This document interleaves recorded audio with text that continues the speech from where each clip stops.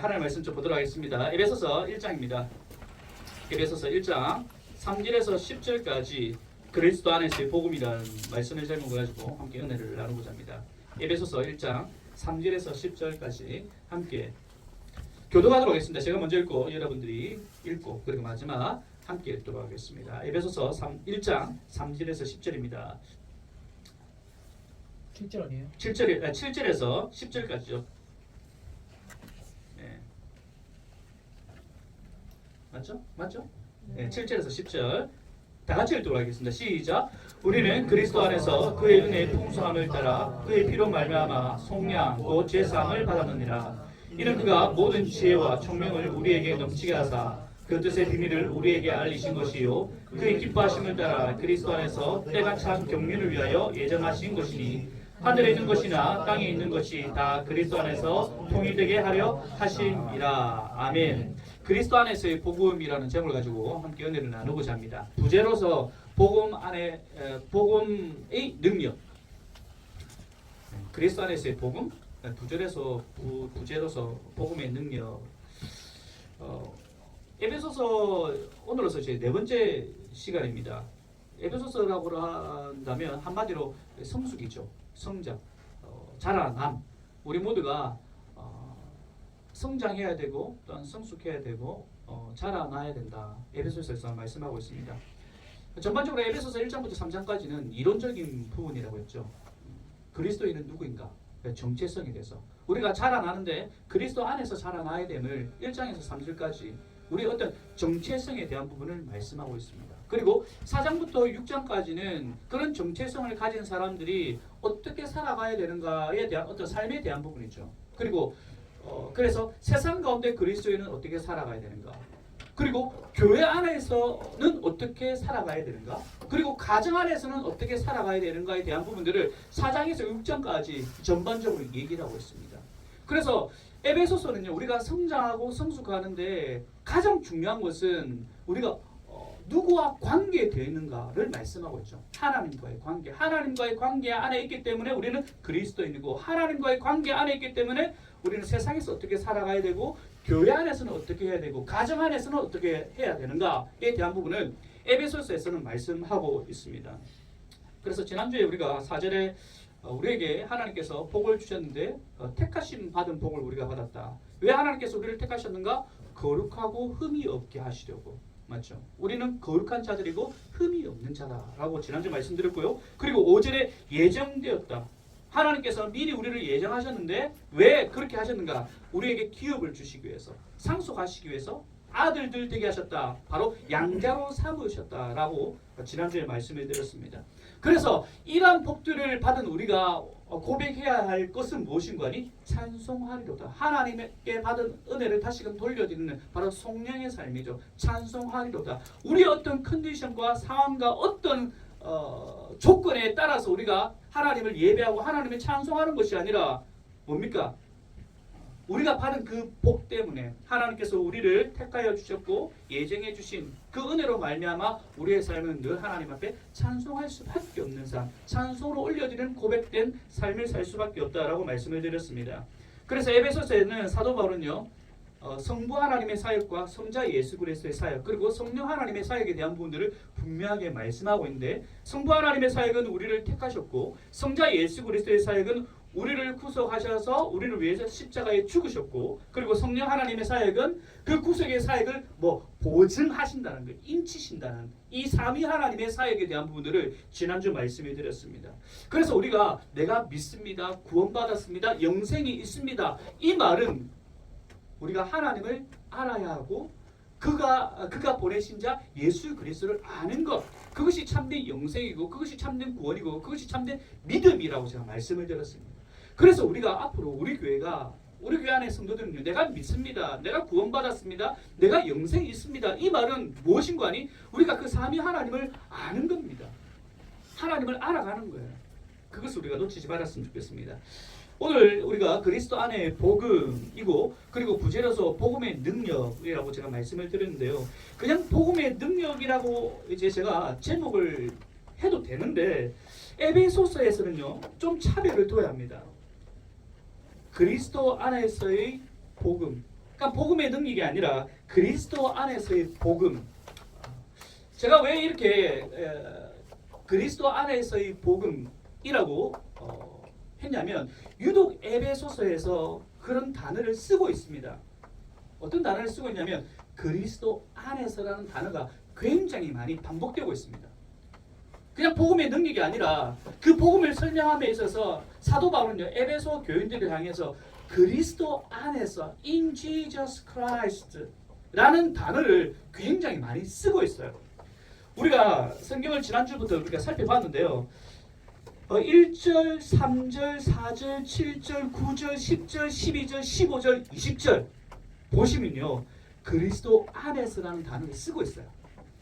그리고 그리스도 안에서 그리스도라는 단어를 쓰지 않지만 그와 유사하게 그가 사랑하는 자 안에서 바로 예수님을 얘기하고 있죠. 그 안에서 주 예수 안에서 이런 단어가 무려 3번이나 사용합니다. 1장에 보면 총 몇 절까지냐면 23절입니다. 그런데 무려 반 이상을 그리스도 안에서라는 단어를 유독 에베소서에서 사도 바울은 말씀을 하고 있다는 사실을 우리는 주목을 해야 됩니다. 왜 사도 바울이 이렇게 얘기를 하고 있는가? 바로 신자들, 그리스도인들의 위치가 어디 안에 있어야 되는가를 먼저는 에베소 교인들에게 얘기를 하고 있다는 거고, 뿐만 아니라 이 시대에 살아가고 있는 저와 여러분들에게도 어디 안에 있어야 하는가, 우리가 그리스도인이라면, 우리가 신자라면 어디 안에 있어야 하는가를 다시금 우리에게 말씀하고 있다는 사실입니다. 이 말을 바꾸어 말하자면요, 우리는요, 신자들은, 그리스도인들은 예수 밖에서는 아무도 하나님의 자녀가 될 수 없으며 아무도 하나님을 기쁘시게 할 수 없다라는 존재입니다. 사도 바울이 끊임없이 in Jesus Christ, 예수 안에서라는 이 단어를 계속적으로 쓰는 이유는 예수 밖에서는 신자가 될 수 없고 예수 밖에는 그리스도인이 될 수 없고 예수 밖에서는 참된 기쁨을 누릴 수 없다라는 사실을 우리에게 말씀해 주고 있다는 겁니다. 우리가 예수 안에서 은혜를 입은 자로서 정말 어마무시한 신성한 특권을 누리는 것은 오직 예수 그리스도라는 사실을 우리는 놓치지 말아야 돼요. 우리가 신앙생활을 하면서, 우리가 교회를 다니면서 그냥 너무나도 가볍게 생각하는 이 예수 안에 있다는 것, 이것조차 우리는 기억하지 못하고 신앙생활하는 경우들이 너무 많이 있다는 겁니다. 예수 밖에 있으면서 교회를 다니는 사람이 너무나도 많다는 겁니다. 다시 우리가 이 에베소서 말씀을 통해서 우리가 어디 안에 있어야만 하는가, 아니 우리가 어디 안에 지금 있는가를 늘 기억하면서 신앙생활을 해야 한다는 사실입니다. 3절에서 14절까지 제가 지난번에 한 문장입니다. 우리가 한글 성경에는 여러 문장처럼 보여지지만은 3절부터 14절까지 한 문장으로 되어 있는데 그 한 문장 가운데 메인 동사가 무엇인가 하니 복주시대라는 단어입니다. 복주시대가 3절에서 14절까지 메인 동사입니다. 제일 중요한 동사입니다. 하나님께서 우리에게 어떤 복을 주셨는가 지난주에 한번 말씀드렸고 오늘은 이제 두 번째로요. 어떤 복을 주셨는가 7절인데요. 한번 보도록 하겠습니다. 헬라어로 한번 보도록 하겠습니다. 어떤 복을 주셨는가? 엔호 엑소맨. 엑소맨이 현재형을 쓰고 있습니다. 제가 왜 헬라어를 자꾸 보냐면 헬라어를 보는 것과 우리 성경, 한글 성경으로 보는 것과 조금 미묘한 의미의 차이가 있습니다. 우리는 이미 복을 가졌고 여기서는 현재 지금도 우리는 그 복을 가지고 있는 자들입니다. 이걸 놓치지 말아야 합니다. 현재 저와 여러분들은 그리스도 안에 있다면 우리는 가지고 있어요. 어떤 것을 가지고 있는가? 바로 목적어 두 개를 얘기하고 있습니다. 두 개의 목적을 가지고 있는데 아포류트로센, 구속을 가지고 있습니다. 해방되었다. 자유함을 우리는 지금도 가지고 있습니다. 그 어떠한 것도 우리를 노예로 우리는 살 수 없는 존재로 살고 있다는 겁니다. 현재에도. 무슨 말인지 알겠어요? 현재에도 우리는 그런 구속을 가지고 있는 겁니다. 그리고 어떤 것을 가지고 있나? 아페신톤, 파라트로 마톤, 용서함을 가지고 있다. 죄에 대한 용서함을 지금 우리는 가지고 있다는 겁니다. 과거에 우리는 어떤 죄 용서함을 가졌고 지금은 우리가 죄를 지었기 때문에 죄인이다 라고 얘기를 하지 않고 현재 우리는 그렇게 구속함, 자유함을 가지고 있고 그리고 또한 우리 죄에 대한 용서를 가지고 있다라고 얘기합니다. 자, 여기서 그렇다면 어떻게 우리는 가지게 되는가? 뒷부분에서 얘기하죠. 디아투 하이마토스. 하이마토스라는 것은 피로 말미암아. 아우트, 그의 피로 말미암아. 그가 누구죠? 예수 그리스도의 피로 말미암아. 우리가 자유하고 해방되었고 그리고 죄에 대한 용서함을 현재에도 우리가 누릴 수 있는데 그 근거가 무엇인가? 다른 것이 아닙니다. 우리가 뭔가 헌신을 많이 하고 우리가 뭔가 교회에서 뭔가 행위를 많이 해서가 아니라 성경에서 우리에게 무엇을 얘기하고 있냐면 오직 하나 그의 피로 말미암아. 예수 그리스도의 피로 말미암아 우리는 이런 것을 가지고 있다. 현재형을 쓰고 있다는 겁니다. 그래서 우리 자신을 바라보면 어마무시한 존재라는 사실입니다. 우리는 자유한 존재고 뿐만 아니라 죄에 대해 용서함을 받은 자란 사실이죠. 그리고 카타투 플로투스 텐 카리토스 아우트, 그의 기쁘신 충만함을 말미암아서 하나님의 기쁘신 충만으로 말미암아 이렇게 이루어진 것이 그냥 어떤 사람에 의한 예수 그리스도의 죽으심이 아니라 하나님의 충만하신 기쁨, 예수 그리스도께서 십자가에 달리신 이 사건이 하나님의 충만하신 기쁨이란 사실입니다. 이 성부 하나님의 놀라우신 은혜죠. 그것을 통해서 예수 그리스도의 십자가의 죽으심을 통해서 우리가 현재 이런 것을 가지고 있다라고 얘기를 하고 있습니다. 넘겨주시겠습니까? 그래서 이 7절의 말씀은요, 복을 주셨다. 이게 핵심의 단어입니다. 복을 주셨는데 우리가 지금 현재 가지고 있는 겁니다. 과거에 가진 것이 아니라 한 번 가진 것이 아니라 그 가진 십자가의 예수 그리스도의 죽으심으로 우리는 구속되었고 해방되었고 그리고 범죄에 대한 용서를 현재도 받고 있다는 겁니다. 그래서 우리가 정죄할 수 있습니까? 없습니까? 있습니까? 없습니까? 없다는 거예요. 그 누구도 우리가 서로를 정죄해서는 안 된다는 겁니다.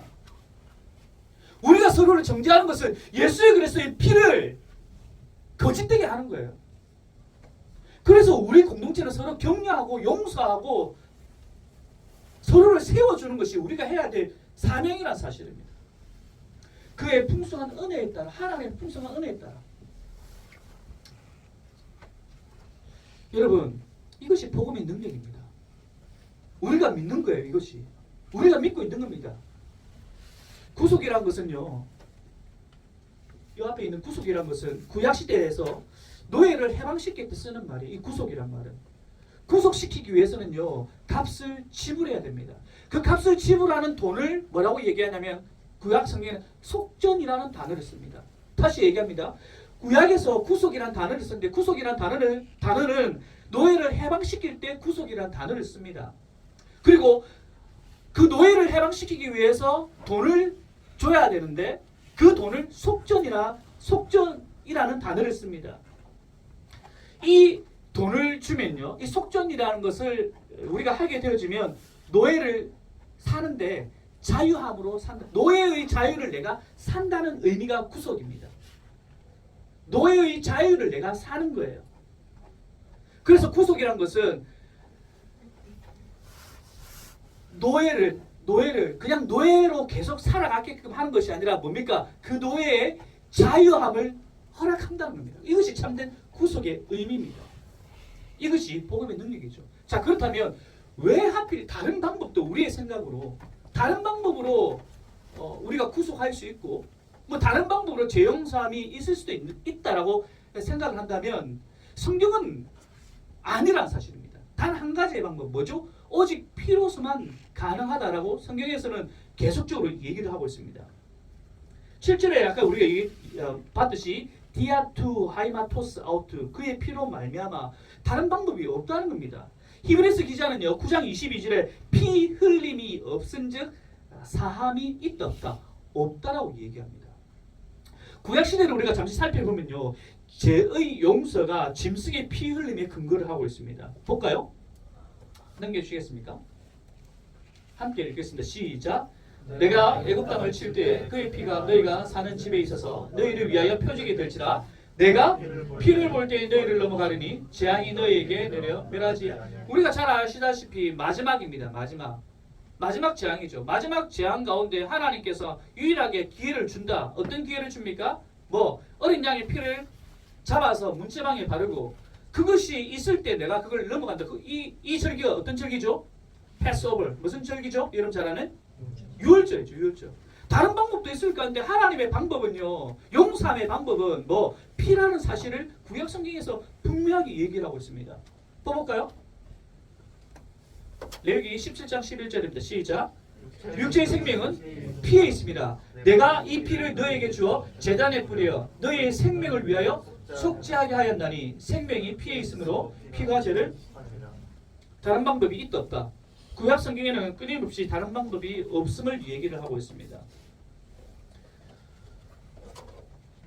중요한 것은요, 여러분, 죄의 속성은요 반드시 죽음을 가져온다는 겁니다. 우리가 놓치지 말아야 됩니다. 죄의 속성은 반드시 죽음을 동반한다는 겁니다. 이것에 대해서 그랜드 오스본 교수는 이렇게 얘기합니다. 그러니까 죄의 속성상 죽음은 반드시 오는데 이 교수는요, 이 사실은 중력의 법칙만큼이나 확실한 것이다. 중력이 있습니까 없습니까? 승찬아. 중력이 있으니까 우리가 이렇게 뭡니까? 자꾸 이렇게 땅으로 떨어지지 않습니까? 정윤아, 중력이 있나 없나? 어떻게 하는데? 어떻게 할 수 있는데? 과학에서 증명해봐라. 네가 앉아있는 게 지금 증명되는 거야. 중력이 없으면 또 다른 거고 죽음도 마찬가지. 죄가 있으면 반드시 죽음이. 이것이 중력의 법칙만큼 당연하다라고 얘기를 하죠. 그래서 이 죽음을 피하기 위해서는, 면하기 위해서는 반드시 제사가 필요합니다. 피의 제사가 필요합니다. 하나님의 공의를 만족시키기 위해서 피 흘림은 구약에서는 당연한 것이다. 그 어떤 것이 없다라고 얘기를 하고 있죠. 그런데 사랑의 하나님은 결정하셨습니다. 각 사람의 죄의 값을 우리 사람의 피로 받지 않으시고, 또한 구약에서 드리는 제단 위에서 흠없는 어린 양의 피를 더 이상 받지 않으시고, 십자가에서 하나님의 완전한 어린 양 대신 예수 그리스도의 단번의 피로 우리의 죄를 용서하셨다는 사실입니다. 베드로전서 1장 18절에서 19절입니다. 읽겠습니다. 시작. 너희가 알거니와 너희 조상의 유전한 망령한 행실에서 구속된 것은 은이나 금같이 없어질 것으로 아니야 것이요 뭡니까? 오직 흠없고 점없는 어린 양 같은 그리스도의 보배로운 피로 한 것이다. 이것이 복음입니다. 이것이 우리에게 주어져 있는 복이라는 사실입니다. 이것이 성경에서 우리에게 알기를 원하며 또한 알려지기를 원하는 복음이에요. 우리가 복음을 설명할 때 굿뉴스죠. 굿뉴스. 여러 가지로 우리가 정의할 수 있지만 바로 이겁니다. 우리가 용서함 받았다는 것. 어떻게 용서함 받는가? 바로 피로 용서함 받았다는 것. 그 피가 어떤 동물의 피가 아니라 구약시대 때 어떤 제사로서가 아니라 오직 단번에 예수께서 십자가에 달려 돌아가신 그 사건, 그 보혈의 능력으로만 우리가 용서함 받았다는 것이죠. 이것이 복음이고 성경에서 계속적으로 우리에게 얘기하고 있는 바입니다. 이것을 우리가 성경을 통해서 알기를 원하고 또한 이 사실을 믿지 않는 자들이 알려지기를 원하는 것이 성경에서 말하는 바입니다. 이것이 복음의 능력이죠. 복음이 능력이 있다고 우리가 얘기하는데 우리가 그리스도 아래 있으면 우리가 재산이 더 많아집니까? 없던 병이 사라집니까? 우리가 죽지 않습니까? 아니지 않습니까? 복음의 능력, 우리가 어떤 존재가 되었는가? 무엇을 어떤 존재가 되었는가? 바로 이것이 복음의 능력이죠. 우리의 존재가 완전히 바뀌었다는 사실입니다. 우리의 신앙은요, 여기서 시작해야 됩니다. 우리의 모든 것들의 시작점이 바로 여기서 시작돼야 됩니다. 학업에서도 마찬가지입니다. 여기 우리 중고등학생 있는데요. 그리고 대학생도 있는데 여러분의 학업의 시작이 여러분의 어떤 지혜와 판단과 능력 가운데 시작하는 것이 아니라 바로 내 존재가 현재 어떤 존재가 되었는가, 여기서부터 우리의 공부가 시작돼야 되는 거예요. 그렇다면 우리가 공부하는 목적이 달라질 수밖에 없는 거예요. 단순하게 어떤 좋은 대학, 좋은 곳에 뭐 취업, 그것이 아니라 이런 존재가 되었다면 내가 이것을 통해서 하나님께 어떤 영광을 돌려드릴 수 있는가에 대한 달라진다는 겁니다. 직장생활도 마찬가지. 직장생활의 시작이 여기서 시작돼야 됩니다. 내 존재가 과거에는 어땠는데 지금 예수 그리스도의 피를 통해서 내가 어떤 존재가 되었는데 여기서 시작돼야 됩니다. 그럼 관계가 달라지죠. 만남이 달라지는 겁니다. 내가 한쪽 뺨을 맞았다면 두 뺨을 상대방이 때리는 것이 아니라 오히려 한쪽 뺨을 더 내어줄 수 있는 마음이 생기는 거죠. 왜냐하면 나는 그것보다 더한 죄를 지은 사람임에도 불구하고 예수 그리스도의 피를 통해서 십자가의 능력을 통해서 달라졌기 때문에, 그런 은혜를 받았기 때문에 여기서 우리의 직장 생활이 시작되어야 되는 겁니다. 바로 우리 교회의 시작도 바로 여기서 시작되는 거죠. 재정에서 시작되는 것이 아니라, 많은 사람으로부터 시작되는 것이 아니라 바로 이 복음의 기초에서 우리 교회가 시작되어야 되는 것. 이 사실을 놓치지 마시기 바랍니다. 그래서 에베소서에서 계속 강조되고 있는 것이 예수 안에서 우리가 참된 복을 누릴 수 있다. 에베소서에서 왜 특별하게 계속적으로 이 예수 안에서, 그리스도 예수 안에서란 단어를 쓰냐면, 이 에베소서를 첫 번째 받아들였던 1차 독자들을 여러분 한번 생각해 보셔야 됩니다. 누구냐면 바로 이방인들입니다. 우리가 성경을 좀 더 잘 알기 위해서는 이 1차 독자들이 누구인가를 잘 살펴보면 성경을 좀 더 우리가 잘 알 수가 있어요. 에베소서 교회에 있는, 그리고 에베소서 주변에 있는 사람들, 복음을 먼저 들었던 이 사람들은요, 이방인들이에요. 이방인들이 가지고 있는 복의 개념이 어떤가를 여러분 아시면, 왜 사도 바울이 에베소와 에베소 주변에 있는 사람들에게 편지를 보내면서 그냥 너네들 복 받았어 라고 하면 되는데, 그 앞에 그리스도 안에서 예수 안에서 이 단어를 왜 이렇게 반복적으로 쓰고 있는가를 아시게 됩니다. 여러분, 이방인들은요, 복에 대한 개념을 가질 때 복은 어디서부터 오는가? 하늘에서부터 온다라고 여겼습니다. 넘겨주시기 바랍니다. 이방인들이 가진 그 복은요, 하늘에서부터 내려오는데 굉장히 이원론적으로 그들은 가지고 있습니다. 하늘과 땅에 대한 개념을 딱 나누어서 이원론적으로 이방인들은 복을, 그런 세계관을 가지고 있는데요. 이방인들은요, 하늘을 7개로 나누어져 있다라고 생각을 했어요. 하늘과 땅인데 그 사이에 7개의 공간이 있다라고 생각을 합니다. 이 7개 공간 가운데 사이에 어떤 분들이 계시냐면 바로 맨 위에는 가장 강력한 영적인 신, 그 다음 맨 밑에는 요정들. 그래서 저 서양 사람들 이런 책들 보면요, 요정 굉장히 많이 나옵니다. 요정 맞죠? 요정 많이 나오지 않습니까? 그래서 이 7개의 공간 안에서 여기에서 복을 내린다는 것이 이방인들이 가지고 있는 복에 대한 개념입니다. 이런 사람들에게 복은 그냥 여러분 복 받았습니다 이렇게 얘기를 하면 이방인들이 어떻게 생각하겠어요? 아, 우리가 생각하고 있는 이 7개 안에 있는 어떤 신이 우리에게 복을 주신다라고 생각하겠죠. 그런 이방인들에게 아니야, 너네들이 가지고 있는 그런 개념이 아니라 참된 복은 어디서부터 오는가? 너네들이 생각하는 그것이 아니라 따라하겠습니다. 예수 안에서. 그들에게는 이 말이 충격적인 겁니다. 한 번이 아니라 계속적으로 예수 안에서, 그리스도 안에서 복을 누릴 수 있고 복 받은 거야. 사도 바울이 에베소와 주변 사람들에게 이렇게 쓸 수밖에 없었다는 거죠. 우리가 이 첫 시간에, 에베소서의 첫 시간에 제가 말씀드렸습니다. 사도행전 19장 33절에 35절에 이렇게 기록하고 있죠. 넘겨주시겠습니까? 읽겠습니다. 시작. 서기장이 무리를 진정시키시고 이르되, 에베소 사람들아, 에베소시가 큰 아데미와 제우스에게서 내려온 우상의 신전지기가 된 줄을 알지 못하느냐. 무슨 말이냐면 이 에베소 지역이 그 당시 가장 강력한 신이라고 믿었던 아데미 신전이 있었습니다. 이 에베소 지역과 그 당시 온 지역을 가장 강력하게 다스리고 있다라고 믿었던 신전이 있었던 곳이, 아데미 신전이 있었던 곳이 바로 에베소예요. 그렇다면 에베소의 사람들이 어마무시하게 뭐 우상을 숭배했던 자들이죠. 이 아담의 신전이 어떤 곳인가 넘겨주시겠습니까?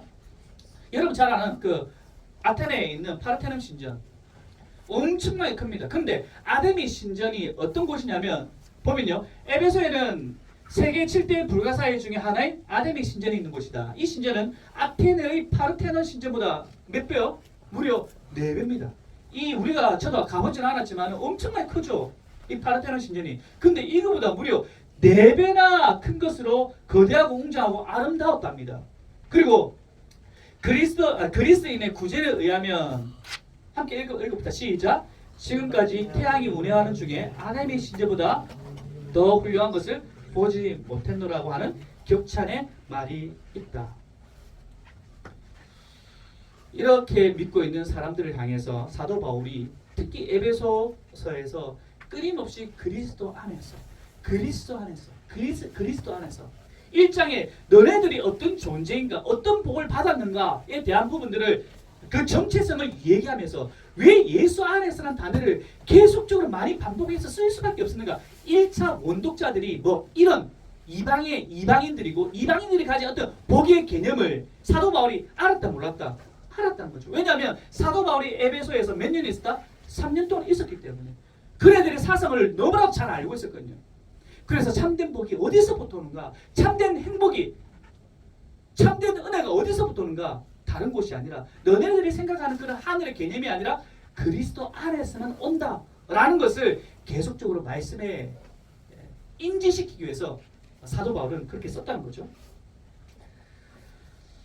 자, 그리고 이제 달려갑니다. 자, 봅시다. 8절 봅시다. 헤스라는 단어는요, 관계대명사입니다. 뭐 what, 뭐 which 이런 관계대명사가 헬라어의 헤스입니다. 이는 하나님은 어떤 분이신가? 에페리스 세우센 넉넉하시다. 충만 넉넉하시다. 하나님은 하나님의 기쁘신 뜻 가운데 예수 그리스도의 피를 말미암아 우리를 구속시키시고 죄 용서함을 하셨고 그 하나님은 어떤 분이신가? 충만하시다는 넉넉하게 흘러 넘친다는 분이신데 그 하나님은 뭐 에이스 헤마스 우리에게 넉넉하신 분이시다. 엔 파센 소피아 많이 들어보셨죠? 소피아 지혜란 말입니다. 지혜. 네. 지혜를 우리에게 넉넉하게 주시는 분이시고 그리고 프로네세이 뭡니까? 여러분 모르지 뭐죠?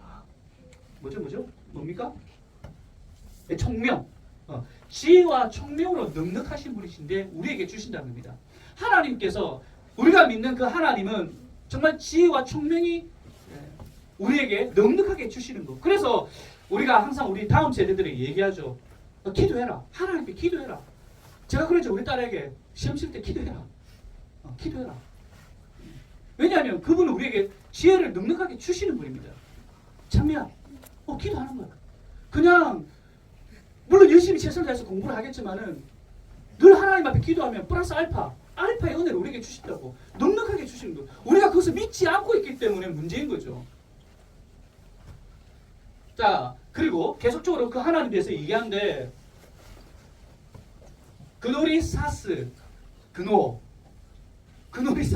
알게 하시는 분입니다. 깨닫게 하시는 알게 하시는데 해민 우리에게 깨닫게 하십니다. 무엇을? to 미스테리온. 여러분 미스테리 압니까? 미스테리가 이 헬라의 무스테리온에서 왔습니다. 비밀을 우리에게 알게 하신 분, 알게 하셨습니다. 알기를 원하십니다. 어떤 비밀인가? to 텔레마토스 뜻을 알기를 원하십니다. 뜻의 비밀, 어떤 비밀? 그의 비밀, 아우터 하나님의 비밀, 하나님의 뜻인 그 비밀을 우리에게 알게 하십니다.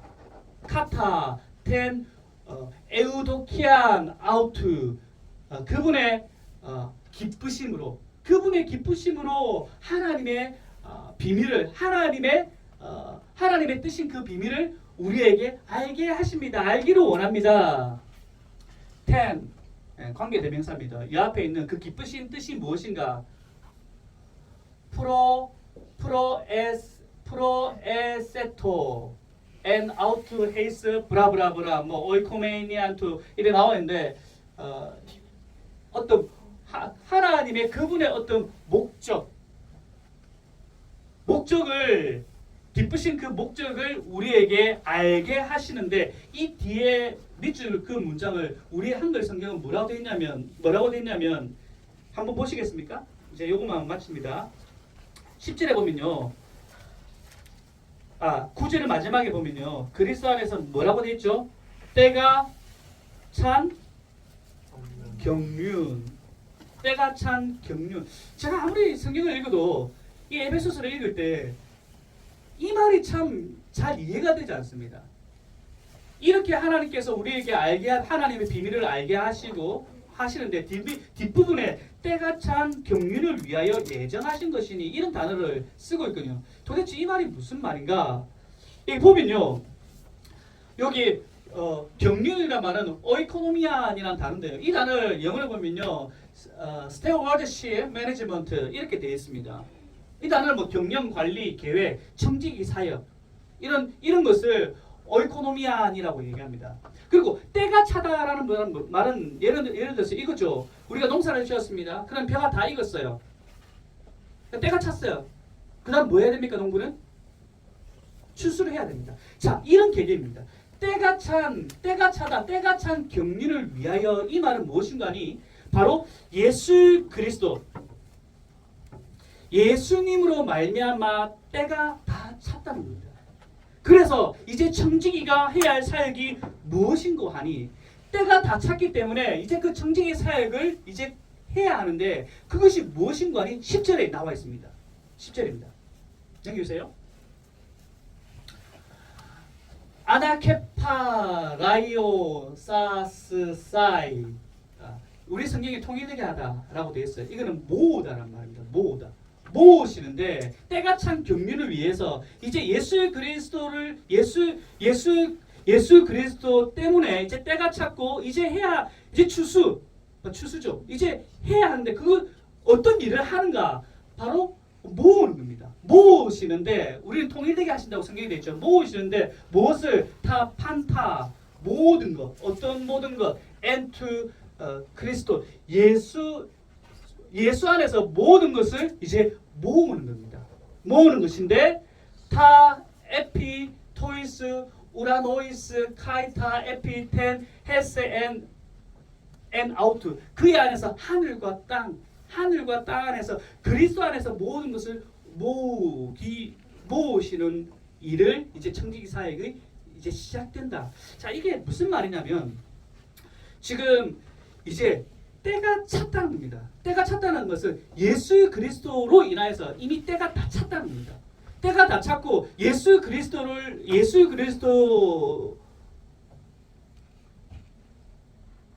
중심으로 모든 만물이 이제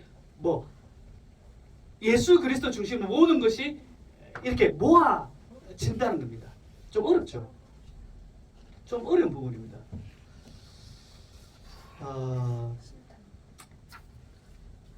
그러니까 그 아나케팔라이오세사이 아까 그 통일되게 하다라는 이 단어는요.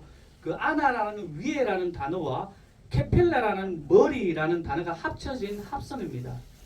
머리 위에 다 모으다. 그리스도를 중심으로 그리스도가 머리가 되시고 그 머리 위에 온 세상이 다 모이게 하시다라는 뜻입니다. 어렵죠? 결코 쉬운 부분은 아닙니다. 그러니까 다른 어떤 세상의 어떤 것으로 인해 어떤 것이 중심이 되어서 세상이 다 모여지는 것이 아니라 뭡니까? 그리스도 중심으로 모든 것을 다 모여지게 된다는 거죠. 그래서 교회는 그리스도의 머리 되시고 또 골로새서 가면 예수 그리스도는 교회의 몸이고 아무튼 좀 복잡할 수도 있지만 다시 정리를 하자면요. 우리에게 놀라운 비밀을 허락하셨고 그 비밀을 알게 하시고 또한 그 비밀을 아는 우리는 그 비밀을 전해야 되는데 때가 찬 경륜을 위하여 예수 그리스도를 중심으로 세상의 모든 것이 모이게 되어진다는 것을 얘기를 합니다. 잘 어렵습니다. 자, 아무튼 이제 좀 정리를 하겠습니다. 핵심은 그리스도 중심이라는 겁니다. 에베소서에서는 이 어려운 말들을 계속 사용하면서 그리스도 중심으로 모일 수밖에 없다는 것을 얘기를 하고 있습니다. 신자들은요, 감당할 수 없는 복을 우리가 가지고 있음을 제가 말씀을 드렸습니다. 그리스도 안에서, 이것이 복음의 비밀입니다. 이 비밀은 그리스도 안에서 알려졌고, 또한 이 비밀을 받은 우리는 그 비밀을 전달해야 되는 사명이 있다는 겁니다. 이 모든 것의 중심은 그리스도라는 사실을 에베소서에서는 얘기를 하고 있습니다. 이 말은 우리의 삶은 그리스도 중심이 되어야 된다는 말이죠. 바꾸어 말하면 우리 인생의 최고의 가치와 우리 삶의 초점이 예수 그리스도가 되어야 함을 에베소서에서는 오늘 말씀은 우리에게 얘기합니다. 그게 때가 참 경륜이 그리스도 중심으로 모이게 하는 그 에베소서의 말씀입니다. 우리가 지금 이 시대에 살아가면서 첨단 기술, 물질 만능주의, 탈권위주의, 포스트 모더니즘 사회, 그리고 어떤 그 성적인 쾌락만을 지향하는 우리 사회에서 많은 우상과 가치관들이 우리에게 세상의 어떤 것에 헌신하기를 원하는 세상 가운데 살아가고 있죠. 이러한 것에 우리가 미혹을 받아 이끌려가거나 하찮은 것들을 우리가 쫓느라 우리의 삶이 난잡해지기는 너무나도 쉬운 거예요. 그러나 그리스도께서 우리의 중심이 되셔서 우리의 전적인 헌신을 받으시며 우리의 모든 소유를 주장하셔야만 합니다. 누가? 그리스도께서. 여러분의 초점을 그리스도께 맞추고 여러분의 모든 관심과 관계와 갈망, 소유, 그리고 목표를 예수 그리스도께서 다스리게 하시는 이번 한 주간의 삶과 그러면 여러분의 인생이 되시길 간절히 소원합니다. 한번 좀 생각해 봤으면 좋겠습니다. 그리스도와 맞서는 여러분의 삶을 이끄는 무언가가 있나요? 오늘 핵심은 그리스도 중심이고 그리스도로 말미암아 모든 것이 모이게 하시는데 혹시 우리는 다른 것에 우리의 생각과 우리의 관심이 있지는 않은지, 그런 것을 우리가 어떤 것이 여러분 가운데 있다면 그것을 곰곰이 좀 생각하면서 그것들을 내려놓음을 통해서 그리스도께 집중하는 그런 삶이 되기를 간절히 바랍니다. 그럼을 통해서 우리가 하나님 앞에 바르게 서지 못했던 우리의 어떤 죄악된 모습들을 한 가지씩 제거해 나가는 그런 한 주간의 삶이 되기를 간절히 소원합니다.